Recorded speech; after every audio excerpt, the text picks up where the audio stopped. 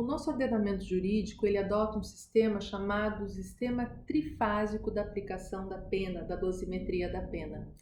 E essas três fases, então, são agrupamentos de circunstâncias que serão colocadas no momento oportuno para serem analisadas e aí, então, calculada essa pena. Na primeira fase, nós vamos encontrar as circunstâncias judiciais, aquelas previstas no artigo 59 do Código Penal. Analisando todas as circunstâncias judiciais, que nós vamos posteriormente ver, vai se fixar a chamada pena base. Na segunda fase, nós vamos chegar às circunstâncias legais, as agravantes e as atenuantes, aquelas previstas no artigo 61, 62, 65 e 66. As circunstâncias legais vão nos dar a segunda fase da dosimetria da pena, que o seu resultado vai ser a pena provisória. Passando para uma terceira fase e última fase, nós vamos ter as causas de aumento e diminuição, onde nós vamos encontrar as majorantes e as minorantes, chegando então a uma pena definitiva. Para nós estudarmos essas três fases, nós temos que entender quais são as circunstâncias que estão contidas em cada uma delas e o que elas representam, o que elas querem nos dizer. Para isso, nós vamos iniciar então as primeiras circunstâncias judiciais, a primeira fase da dosimetria da pena. Quais são? O que é essa primeira fase da dosimetria da pena? O que são essas circunstâncias judiciais? Então, as circunstâncias judiciais são aquelas fixadas pelo juiz que vão as identificar e empregar de acordo com os critérios do artigo 59. Então, a gente pegando o artigo 59, nós vamos vir analisar todas as circunstâncias judiciais, uma por uma. O juiz vai analisar uma por uma delas e, a partir daí, ele vai ter essa quantidade inicial, essa pena base, para se iniciar a base de cálculo da pena de privativa de liberdade. Vamos ao artigo 59, o que ele nos diz. O juiz, a gente já conhece ele, mas vale a pena nós lembrar, porque agora a gente vai estudar cada um dos seus pontos. O juiz, atendendo à culpabilidade, os antecedentes, a conduta social, a personalidade do agente, aos motivos, as circunstâncias, as consequências do crime, bem como o comportamento da vítima, então são 8 circunstâncias a serem analisadas, estabelecerá conforme seja suficiente e necessário para a reprovação e a prevenção do crime. Então, nessa primeira fase, o juiz vai analisar essas 8 circunstâncias. Ele vai analisar uma por uma e, a partir da análise, ele vai vir a fixar a pena base, certo? A pena base, nós vamos estudar na próxima aula, que é a dosimetria da pena, ela vai ser a base de cálculo para nós calcularmos a pena de multa, certo? Então, ela é a primeira fase, bastante importante dentro do nosso ordenamento jurídico.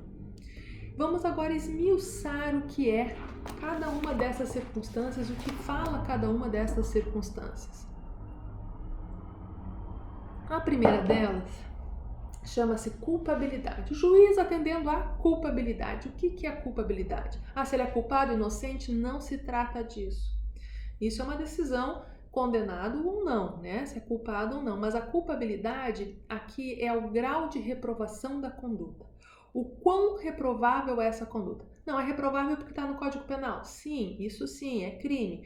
Mas quão reprovável foi essa conduta? Ou seja, nós temos que analisar as condições pessoais e as características do crime. Quão consciente era essa pessoa do fato ilícito? Ele tinha maior consciência ou menor consciência? Essa pessoa morava no interior sem muito acesso à comunicação, muito acesso ao estudo, isolado, ou ele morava na cidade, tinha uma profissão e era estudado?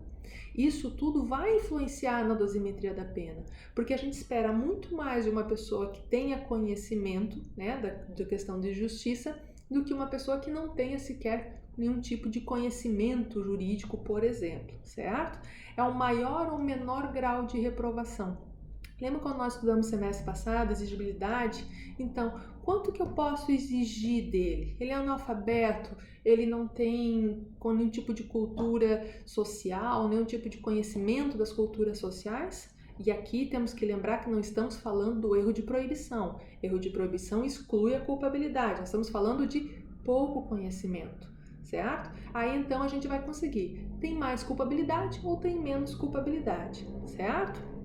Aqui a gente fala a questão da função limitadora da pena, ou seja, dois elementos podem ser levados em conta aqui nessa questão da culpabilidade. Potencial consciência de ilicitude, quanto de consciência, qual é o potencial que ele tinha de consciência que esse fato era ilícito e quanto que eu poderia exigir que ele fizesse conduta diferente dessa. Então, potencial consciência de ilicitude, exigibilidade de conduta diversa.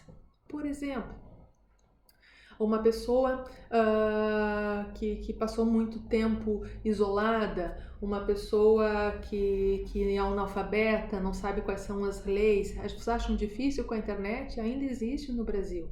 Né? Então aí a gente tem que levar em consideração. Isso não exime a pessoa de responsabilidade, isso não exime ela, né, de responder pelo crime, mas isso é levado em consideração aqui na culpabilidade.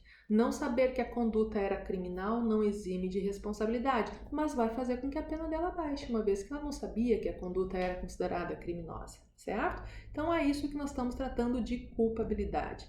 Por exemplo, potencial consciência de ilicitude, receber uma pena mais severa quando mora na Amazônia ou quando mora lá nos confins da Amazônia ou quando mora no centro de Florianópolis.